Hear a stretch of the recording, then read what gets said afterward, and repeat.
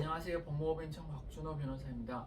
오늘은 보이스피싱 사건 그 중에서도 전달책의 경우 무죄가 힘들지 여부에 대해서 말씀드리겠습니다. 보이스피싱 전달책을 하시는 분들은 대부분 자신의 행위가 보이스피싱에 해당되는 줄을 모르고 하게 됩니다.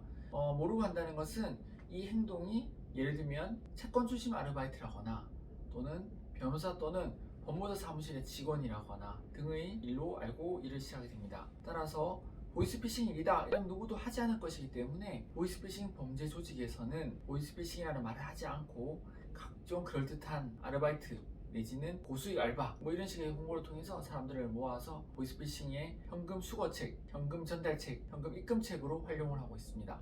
보이스피싱 전달책인지 몰랐는데 왜 처벌을 받게 되나요? 보이스피싱 전달책의 경우 보이스피싱인 걸 알고 하는 사람이 없습니다. 그렇다면 형사사건에서 내가 모르고 했는 것이 무죄로 이어질 수 있는지 이것이 관건이 될 것입니다. 보이스피싱인 줄 모르고 일했기 때문에 보이스피싱 전달책의 책임을 질 수가 없다, 당신은 무죄다 이렇게 말할 수 있냐면 그건 그렇지 않습니다. 일단 형사재판에 있어서는 모르고 했다고 하여 무죄가 나오지가 않습니다. 모르니까 무죄다 이렇게 이야기하는 경우는 그야말로 법리적인 부분이 아니라 일반적으로 일반인들 사이에서나 통용되는 말이며 형사재판에서는 몰랐다고 하여 무죄가 나오는 것은 아닙니다.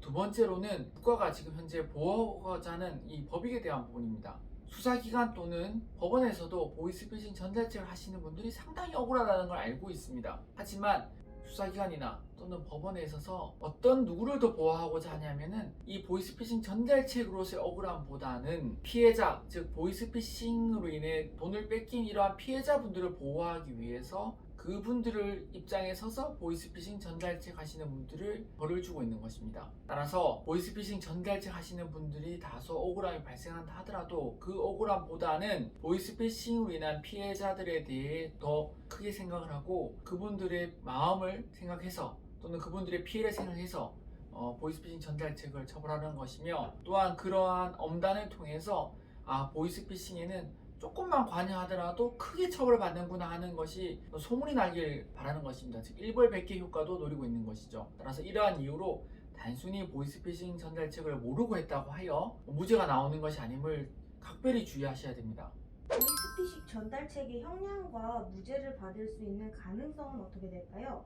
저희 사무실에서는 우선 보이스피싱 전달책에 무죄를 받은 적이 있습니다. 실제로 저희는 무죄를 받아봤기 때문에 어떻게 해야지 무죄가 나오는지 잘 알고 있는 것입니다. 결론적으로 보이스피싱 사건 전달책에서 무죄가 나오기 위해서는 몰랐다고 하는 것이 아니라 증거법적인 다툼이 필요하며 거기에 대해서 적절한 모든 조건이 갖춰졌을 때 무죄가 나오는 것입니다. 저희는 보이스피싱 전달책 사건에서 전부 무죄를 받은 경험이 있지만 쉽게 보이스피싱 전달책 사건이 무죄가 나온다고 말씀드릴 수는 없다는 거 더 잘 알고 있습니다. 보이스피싱 전달책으로의 형량을 최소화하려면 어떻게 해야 될까요?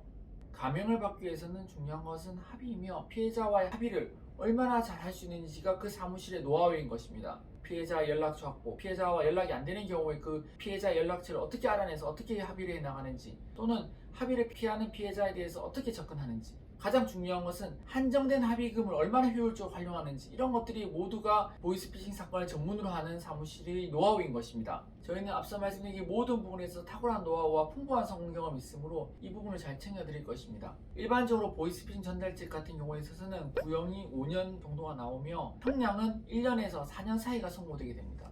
그 적절한 점에서 형량을 잘 이끌어낼 수 있도록 하는 것이 중요하며, 물론 1심에서 저희가 보이스피싱 전달책 집행유예를 받은 경험이 풍부하게 있습니다. 정말 많은 분들의 합의를 잘 이끌어내서 1심에서 집행유예를 선고받았는데요. 가장 중요한 것은 피해금액 꼭 전부를 줄 필요가 없다, 피해금액을 전부 다 지급하지 않고서도 집행유예를 다수 이끌어낸 경험이 있다는 점 말씀드립니다. 보이스피싱 전달책인지 정말 모르고 했는데 무죄를 주장하면 안 되나요?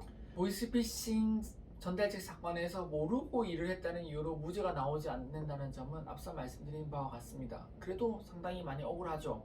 내가 정말 단순 고액 아르바이트인 줄 알고 일했는데, 그리고 그 보이스피싱 조직들이 주는 그 서류들이 참으로 정교합니다. 정말 어떠한 회사가 있는 것처럼 보이고 실제 회사 홈페이지도 있고 거기서 4대 보험에 대한 이야기부터 시작해서 다양한 정규직에 대한 이야기까지 다양한 걸 통해서 소개가 됩니다. 심지어는 처음부터 전달책을 해오라고 시키지 않습니다. 처음에 현금 받아오라고 하면은 의심을 하니까 처음에 다른 일부터 시켜서 차차차차 일을 시키다가 어느 날 순간부터 현금을 받아오게끔 시키는 경우도 있습니다. 이런 경우 정말 참으로 억울한데요. 그렇다고 해서 억울하다고 해서 무죄 주장하게 되면은 재판부에서 소위 말하는 괘씸죄를 받게 됩니다. 판결문에 반성하지 않는다는 것이 지키게 되고 형량이 올라가게 되는 것이죠. 그래서 다소 억울한 점이 참 크다고 하더라도 그것을 억누르고 보다 좋은 형량을 받기 위한 전략으로 나아가야 되는 것이 중요하며, 어느 순간에 그런 것을 인정하게 될지, 즉 처음부터 내가 다 알고 했다 이렇게 할 수는 없으니까 어떤 순간에 그런 걸 바꿔야 될지 하는 것이 역시도 변호사 사무실의 노하우인 것이며, 저희가 그런 부분 잘 조언해 드릴 수가 있습니다. 보이스피싱 전달책 사건은 저희가 정말 오래전부터 상당히 많이 진행해온 분야이며, 이 분야에 있어서는 그 어떤 사무실보다 풍부한 노하우가 있습니다. 어떻게 보면 간단한 사건이지만 그 사건 하나하나를 풀어가는데 인정할지 여부, 합의는 어떻게 할지, 합의금이 상당히 없는데 그러면 그 합의금 어떻게 쓸지, 이런 것들 부분 하나하나가 그 사무실의 노하우이며, 저희는 이런 부분에 있어서 탁월한 노하우와 성공 사례들이 있습니다. 혹시 더 궁금한 점 있으면 사무실에 연락 주시면 저희가 잘 상세하게 안내 드리도록 하겠습니다.